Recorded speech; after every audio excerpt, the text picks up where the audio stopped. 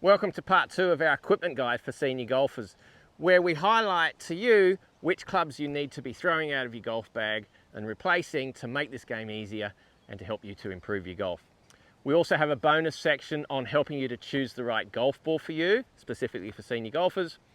And we have a free equipment guide download exclusively for senior golfers just there, and the link is in the description below. G'day golfers, I'm Glen Haynes. Welcome to Aussie Golf Pros, where we help you be the best golfer you can be.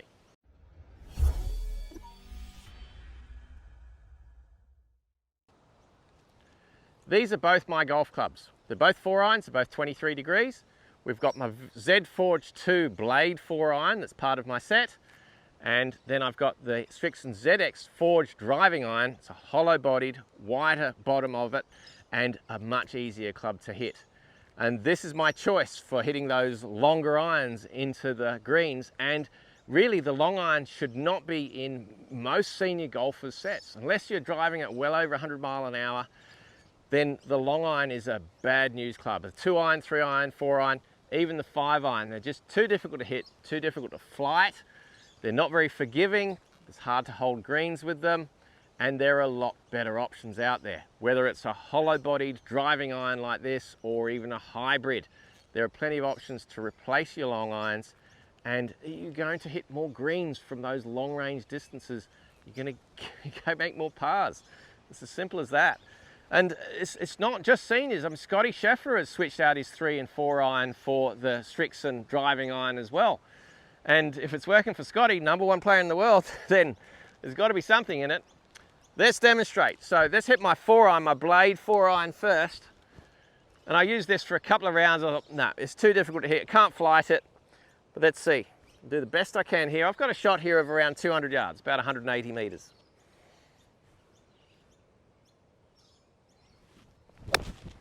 Now I've hit that nicely. It's dead on target, little draw, quite low. And it just hasn't made it. I think it's just short of the front of the green. And I couldn't really hit that any better. Now let's try my driving iron, same loft, the ZX Forged hollow driving iron. And let's see the difference in the ball flight.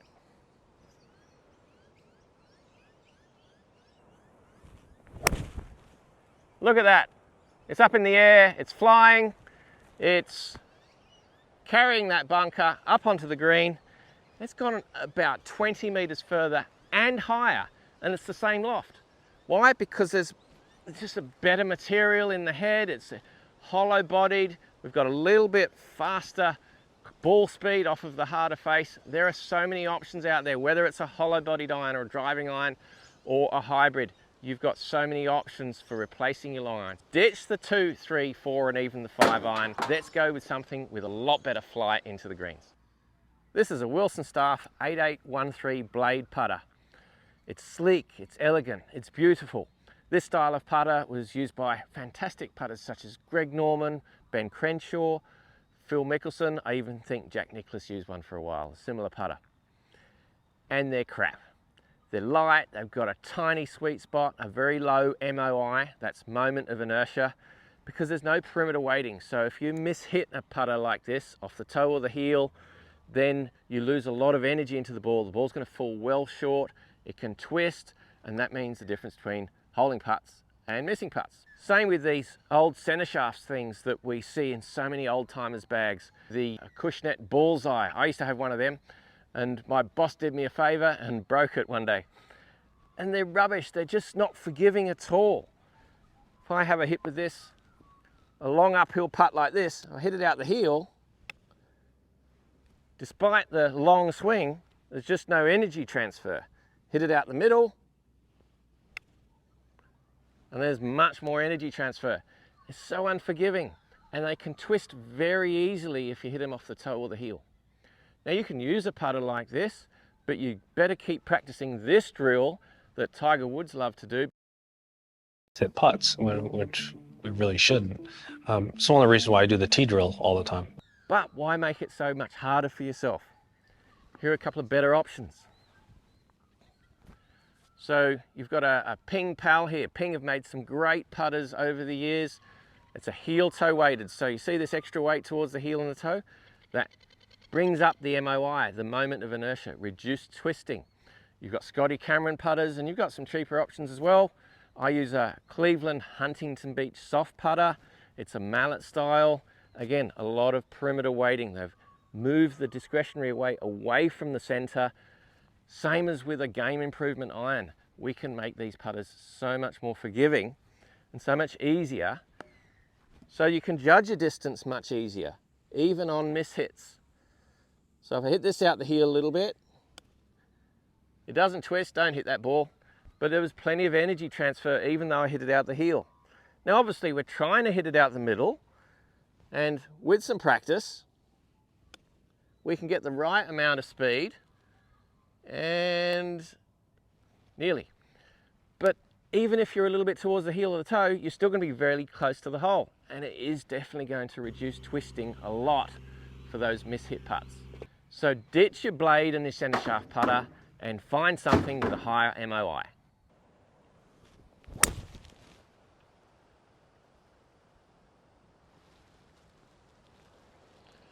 That's my 3-wood. It's 15 degrees and it's perfect for me. I can get it high up in the air and it's the go-to club for me on a long par 5 second shot, as long as I've got a decent lie.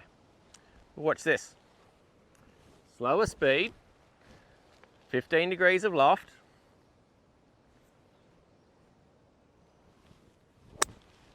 Oh, complete duff, which happens a lot. Let's try it again. See if I can get better contact this one. There we go. Hardly got in the air. Yes, it's running a bit, but it's not very consistent and it's not giving you your maximum distance off of the fairway. So if your swing speed is a lot slower, then 15 degrees just isn't enough loft for your second shot on a long par 5 or a long par 4. You need more loft. You should be looking at 18 degrees, 20, 21 degrees. Forget your ego, leave that at home. Forget that it's a 3-wood and you say it should go further. This is the club that I should be using because everyone else is. That's rubbish. You should be using the loft that matches your swing speed. So I've got there a 7-wood. It's a Cleveland Halo XL 7-wood. It's got 21 degrees. Let's have a go with that sort of swing speed and see what result we get. Slow swing speed. And let's have a look at this launch angle.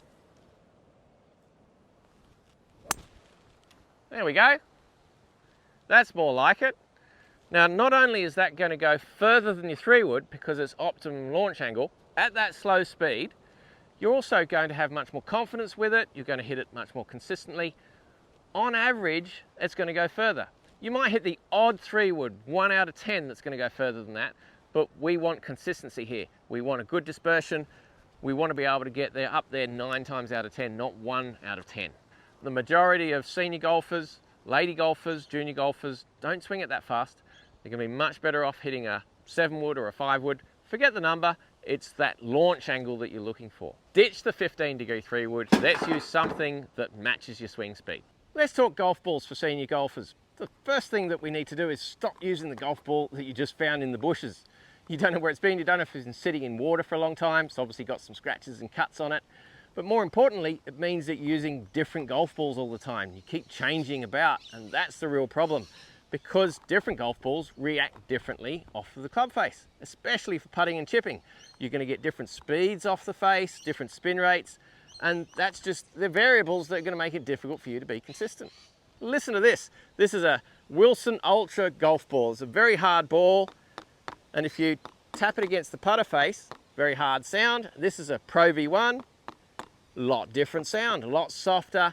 That's going to come off the face slower. It's going to have more spin on it when you're chipping. They're definitely going to react differently. So choose a golf ball that you like and invest in getting several of them so you don't keep changing around. Now, of course, it does depend on what your budget is, but essentially you're going to get what you pay for. So a good couple of examples, tour golf balls. So your TaylorMade TP5, your Titleist Pro V1, Pro V1X, great golf balls. I use the Strixon Z-Star XV, and then you got the Strixon Z-Star, and then Callaway do the Chrome Soft. So they're all tour golf balls. They're expensive, but they're very, very consistent, and they're good for all golfers, not just tour pros. The more you pay, the better quality golf ball and more consistent golf ball you're going to get. But if you're a senior golfer and you're looking for something that's a little bit more budget but still going to suit you, then let's have a think about the lower compression golf balls. So I've got a couple of examples here. These are very affordable. So you've got your Callaway Super Soft, a low compression golf ball, and that's said to have helped the slower swing speed. And also you have the Strixon Ulti Soft. Again, soft golf balls, so you can get that tour level spin, the soft feel around the greens without giving up the distance. And a lot of golfers, a lot of slow swing speed golfers, find that the softer balls help them to hit the ball a little bit further. The jury's out on that. It'll depend on who you speak to and who you listen to. But essentially, it's a good quality couple of golf balls there that aren't going to break the bank. Ditch the golf balls you found and stick to a model that you like. Of course, there are going to be exceptions to these examples. You might have a favorite club that you've fantastic with and you've had for years and you should hang on to. But in our experience, the majority of golfers are going to benefit from ditching these 7 clubs and replacing them with golf clubs that make the game easier, not harder. Now, we didn't demonstrate it, but we mentioned using a hybrid. Now, if you'd like to learn how versatile a hybrid can be, then watch this video next. Now, we have a free download for you. That's there. That's explaining in detail all of the reasons why you should ditch those 7 golf clubs. Thank you so much for watching. We look forward to your company next week. Are you the best golfer you can be?